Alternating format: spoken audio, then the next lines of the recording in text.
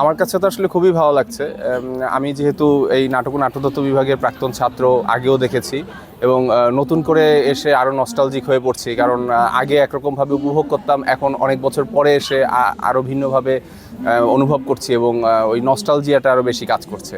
ছোটবেলা তো গ্রামে পালন করতাম, তো ঢাকায় এসে ঢাকায় পালন করতাম। এবার মনে হলো যে একটু অন্য কোথাও করি, তখন মনে হলো যে জাহাঙ্গীরনগরে এবার পয়লা বৈশাখটা পালন করি, তাই তাকে বললাম যে চলেন যাই। বেশ ভালো লাগছে, বেশ উপভোগ করছি, মানে যে ছোটোবেলার কথা মনে পড়ছে আসলে। না, এটা আসলে একদিনের বিষয়টা আমি ভাবিই না, কারণ এটা হচ্ছে একটা চর্চার বিষয়। এখন এটাকে আমি বলবো যে একটা উপলক্ষ।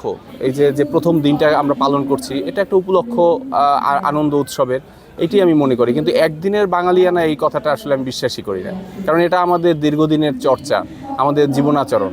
হ্যাঁ, মানে এই যে বছর একদিন পালন হয়, মানে হলো যে এই সারা বছর যেন আমরা না ভুলে যে আবার মনে করিয়ে দেওয়া, এটাই আবার সারা বছর চর্চা যেন আমরা করি। আবার পরবর্তীতে আবার যখন বছর শেষে মিলিয়ে যাবে, ব্যাপারটা কমে যাবে, আবার যেন শুরু করে মনে করিয়ে দেয় যে হ্যাঁ, আমাদের সংস্কৃতির এরকম এভাবে পালন করতে হবে, এইটা ব্যাপারটা। বৈশাখী টিভি তো আসলে নামের মধ্যেই যার বৈশাখ, তার মধ্যে তো অবশ্যই ভালো লাগা, মঙ্গল বার্তা রয়েছে। তো বৈশাখী টিভি অনেক দূর এগিয়ে যাক এবং বাংলা সংস্কৃতিকে সবসময় ধারণ করে তাদের অনুষ্ঠানগুলো সাজাক, এটাই আমরা কামনা করি।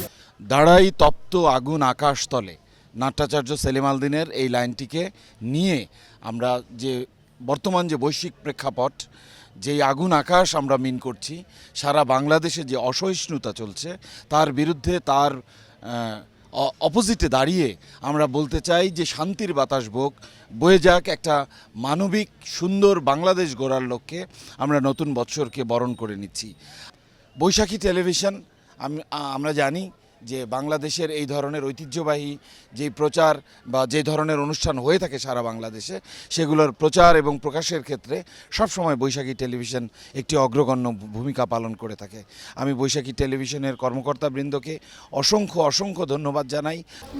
বেসিক্যালি কলা ও মানবিকী অনুষদ 9টি বিভাগ, প্রত্যেকেই এই চৈত্র সংক্রান্তি এবং বৈশাখী নানা প্রোগ্রাম করছে এবং বাঙালি জাতির যে কৌম ব্যবস্থাপনা ছিল, সেই ব্যবস্থাপনার যে সংস্কৃতিগুলো ছিল, সেগুলি হচ্ছে আমাদের আদি সংস্কৃতি এবং এই সংস্কৃতি আধুনিকতায় অনেকটাই লুপ্তপ্রায়।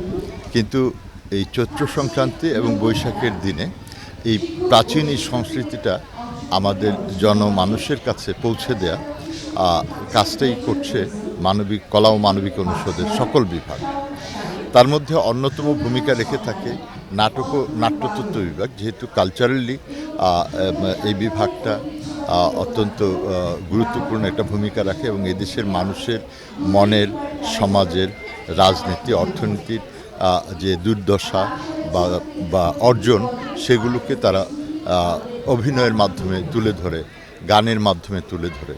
তো সেই দিক থেকে ওনারা এই বিভাগ প্রোগ্রাম নিয়েছে চৈত্র সংক্রান্তি এবং পহেলা বৈশাখ। এবং সেক্ষেত্রে লোকজ যে গান আছে, লোকজ যে যাত্রা পালা আছে, লোকজ ভেলা ভাসানোর যে প্রোগ্রামগুলো আছে এবং চৈত্র সংক্রান্তিতে যে ব্যাঙের বিয়ের যে একটা প্রোগ্রাম থাকে আষাঢ় মাসে, এটা পানচিনির একটি নতুন প্রোগ্রাম ইন্ট্রোডিউস করা হয়েছে।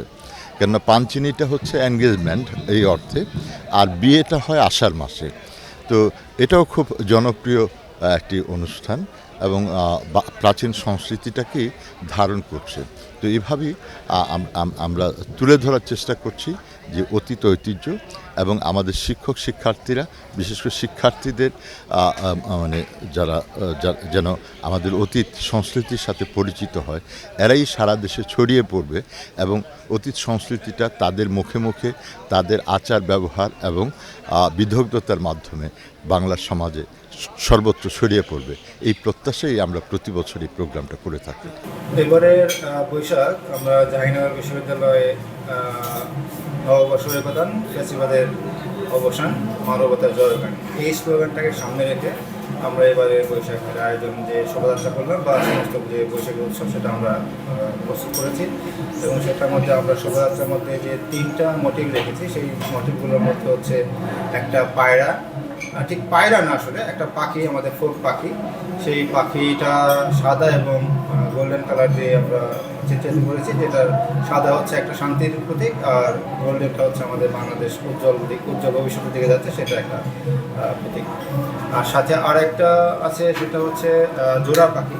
সেই জোড়া পাখিটা আমরা নিয়েছি আমাদের পটচিত্র, আমাদের ঐতিহ্যবাহী যে পটচিত্র আছে সেখান থেকে। সেই জোড়া পাখি দিয়ে আমরা বোঝাতে চেয়েছি ইনক্লুসিভনেস, অর্থাৎ একটা ঐক্যতা আর কি, সবাই মিলে একটা ঐক্য থাকবো, এবং আমরা যাতে সবাই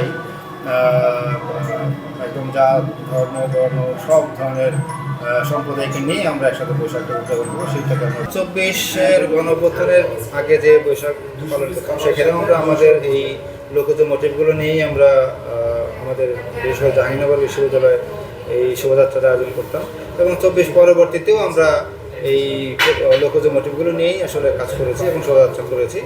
এটা তো একদম সত্য কথা যে আমরা একদিনে আসলে বাঙালি হই, আমরা আসলে মনে প্রাণে আসলে কয়জন বাঙালি, এটা একটা ভাববার বিষয় আসলে এই সময়। কারণ আমরা শুধু বৈশাখ আসলেই লুঙ্গি পরবো, পাঞ্জাবি পরবো আর পান্তা ভাত খাবো, এইটা তো আসলে হওয়ার কথা ছিল না। এইটার যে মেসেজটা ছিল, সেই মেসেজটা আসলে আমাদের যে একটা মানুষ হিসেবে তৈরি হয়, একটা মানবিক মানুষ হিসেবে তৈরি হয়, সেই জিনিসটা আসলে আমরা হতে পারছি না। শুধু একদিনে আসলে আমরা উৎসবের এটা আসলে একটা প্রথায় পরিণত হয়ে গেছে।